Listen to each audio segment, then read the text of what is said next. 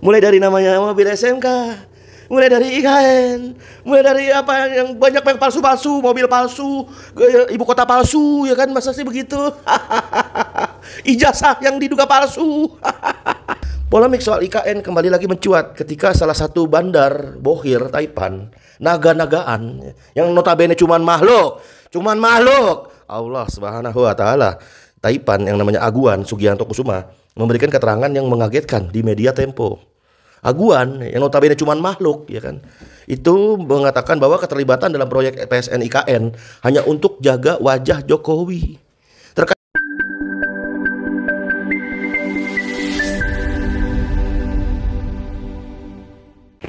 Ya, bismillahirrahmanirrahim. Assalamualaikum warahmatullahi wabarakatuh. Jumpa lagi Al-Fakir Abi Faisal. Jumat Barokah, saudara. 13 Desember 2024. Bagaimana keadaan saudara dan keluarga? Semoga sehat walafiat, mulia barokah. Amin, Allahumma amin. Amin ya rabbal alamin. Masih panjang umur perubahan, panjang umur perjuangan. Nggak mau berubah, nggak mau berjuang. Otak mana otak?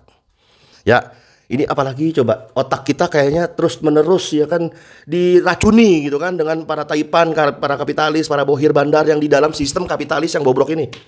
Beda dengan sistem Islam.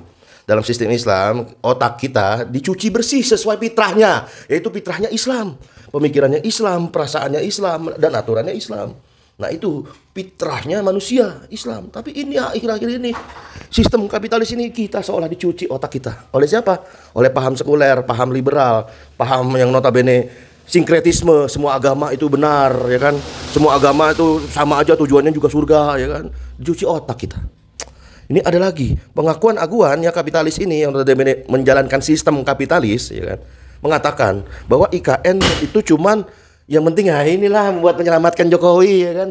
Terus kalau udah kayak gitu apa namanya kalau bukan asal Bapak senang dong. Ada. Asal Bapak senang. Ngenes ya. Asal Bapak senang menyelamatkan muka Jokowi. Emang Jokowi ini punya Indonesia? Emang pemerintah yang sekarang berkuasa ini punya Indonesia? Jangankan pemerintah, jangankan Jokowi, jangankan Gibran, rakyat Indonesia tentu saja. Apakah Indonesia ini punya rakyat Indonesia? Kan kagak begitu cara mikirnya. Kan bukan begitu cara mikirnya. Indonesia ini mau emasnya, mineralnya, gasnya, minyaknya, termasuk kekayaan yang ada di atas itu tanah, yang di bawah tanah banyak, yang di atas tanah termasuk ada pertanian, perkebunan, itu bukan milik rakyat Indonesia. Bukan juga milik para penguasa, para pejabat. Milik siapa dong? Milik Allah Subhanahu wa taala. Milik Allah. Indonesia milik Allah. Nusantara milik Allah Subhanahu wa taala. Makanya sudah seharusnya segera buruan. Ya kan? Buruan. Yang namanya kalau udah miliknya Allah berarti harus diatur dengan hukum Allah. Inil hukmu ilalillah, inil hukmu ilalillah. Inil hukmu ilalillah. Hak membuat hukum hanyalah milik Allah. Hak prerogatif membuat hukum aturan adalah hanya Allah. Nah, itulah eksistensi dari kedaulatan milik Allah yang notabene sudah dijalankan oleh Nabi sallallahu alaihi wasallam dan juga para sahabat. Kekhilafahan Islam, Khulafaur Rasyidin, Khilafah Abbasiyah, Umayyah, Utsmaniyah. Nah, itu kedaulatan milik Allah karena dunia ini adalah milik Allah. Sudah seharusnya diatur dengan hukum Allah. Afa hukmal jahiliyati yabghun wa man ahsanu minallah hukmal liqaumin yuqinun. Apakah hukum jahiliyah yang kita kehendaki? Hukum siapa yang lebih baik daripada hukum Allah Subhanahu wa taala? Bahkan banyak juga ayat yang lain. Fahkum bainahum bima anzalallah wa la tattabi ahwaahum. Hendaklah kalian memutuskan perkara berdasarkan apa yang diturunkan Allah, bukan diturunkan rakyat, diturunkan Allah. Rakyat sebagai pemegang kekuasaan sah. Tapi kalau kedaulatan itu hanya milik Allah. Nah, itulah yang membedakan antara republik dengan demokrasi dengan Islam. Sama-sama kekuasaan milik rakyat. Dalam Islam kekuasaan milik rakyat, dalam republik kekuasaan milik rakyat. Tapi dalam hal kedaulatan membuat hukum beda. Kalau republik membuat hukum halal haram, terpuji tercela, itu adalah akal manusia atau rakyat. Kalau Islam, khilafah Islam, itu tentulah hanya Allah dan Rasulnya, kitabullah dan sunnah Rasul dan ijtihad dan qiyas. Nah, ini berita nih saudara biar nggak terlalu panjang lebar. Polemik soal IKN kembali lagi mencuat ketika salah satu bandar bohir Taipan, naga-nagaan yang notabene cuman makhluk Allah Subhanahu wa taala. Taipan yang namanya Aguan Sugianto Kusuma memberikan keterangan yang mengagetkan di media Tempo. Aguan yang notabene cuman makhluk, ya kan, itu mengatakan bahwa keterlibatan dalam proyek PSN IKN hanya untuk jaga wajah Jokowi. Terkait itu tentu saja pengamat politik Bang Rocky Gerung yang notabene luar biasa cerdas ya, kita udah tahu lah, umum lah, menyampaikan bahwa konfirmasi aguan tersebut makin membuktikan bahwa proyek IKN merupakan mimpi kosong Jokowi. Wah, mimpi dari awal udah dikasih tahu. Dari awal sebelum itu diresmiin udah dikasih tahu oleh habaib dan ulama lurus. Makanya dipakai dong ini, dipakai. Aduh.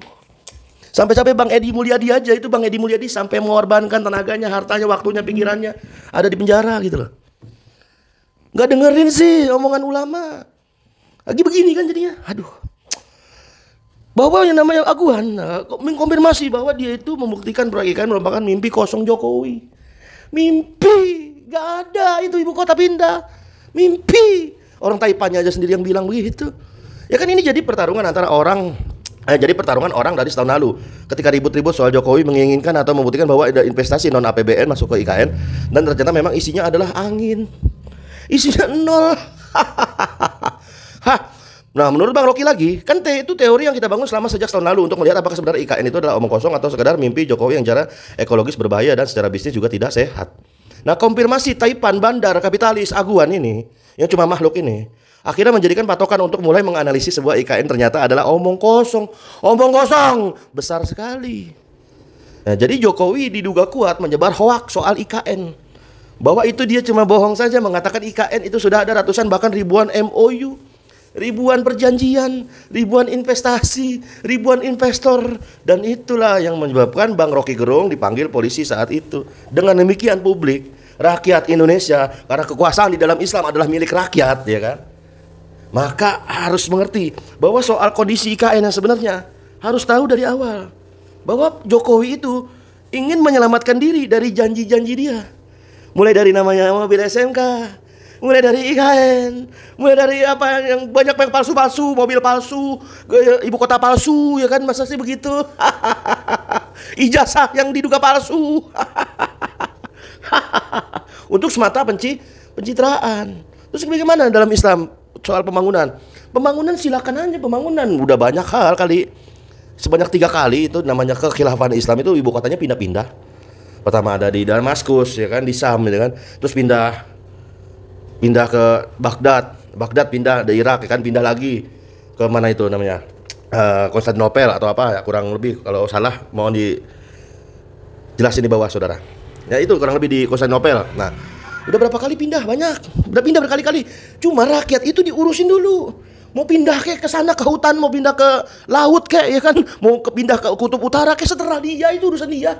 Cuman persoalannya prioritas, rakyat dulu diurusin prioritas gitu loh. Kok jadi begini bentuknya? Nah, sekarang pertanyaannya, apakah ini efek dampak mubahalah Imam Besar Habib Rizik Syihab? Komentar di kolom komentar. Pembangunan IKN berdasarkan prinsip harus berdasarkan prinsip rakyat, bukan berdasarkan prinsipnya Jokowi, akalnya Jokowi.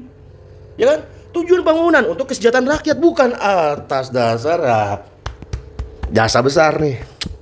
Nah, kalau udah begitu namanya apa? Namanya membohongi diri sendiri. Jokowi memang bisa membohongi Allah Subhanahu wa taala. Jokowi memang bisa membohongi rakyat Indonesia. Jokowi memang bisa membohongi para Taipan, para bandar bohir. Tapi sayang, 1000 sayang, Jokowi tidak bisa membohongi diri sendiri. Nah, itulah akibat apa? Akibat daripada pemimpin bobrok dan sistem bobrok.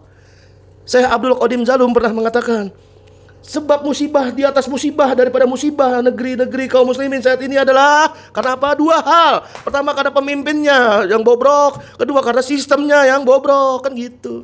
Oleh sebab itu, insya Allah, selama kita di barisan habaib dan ulama lurus, yuk kita sama-sama memperjuangkan orang yang notabene pemimpin Islam dan juga sistemnya Islam, bukan sistem demokrasi ala barat Yunani kuno yang sudah terbukti cacat sejak lahir dan sudah terbukti tidak bisa menggolkan, tidak bisa yang namanya mengurus rakyat. Baru-baru ini yang terjadi pada Jokowi dan Aguan. Wassalamualaikum warahmatullahi wabarakatuh.